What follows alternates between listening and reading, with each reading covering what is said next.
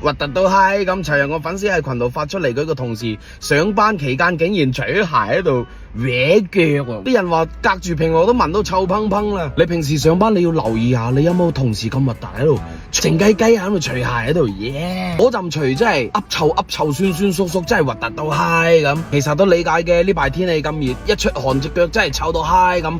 好彩我買咗呢個棉竹屋襪啊，輕盈透氣，柔軟親膚，一單只要2位數，係我喺抖音商城買噶。仲有呢啲衫都係喺抖音商城買嘅，好着唔貴。點商城搜索男生春季穿搭推介，依家手仲有機會1分錢抽大牌金色禮包，再領權利。想買啲咩直接點商城搜一搜就有啦，或者直接點評論區去睇下啦。快啲去商場好好去搜一搜。細個時候我仲好天真咁認為香港腳好似係城市人先有嘅啲特權嚟嘅，大個之後先知道香港腳幾咁乞人憎啊！所以話到天氣一熱一出汗真係好核突啊！仲有一個最核突嘅嘢，你哋應該都知道嘅。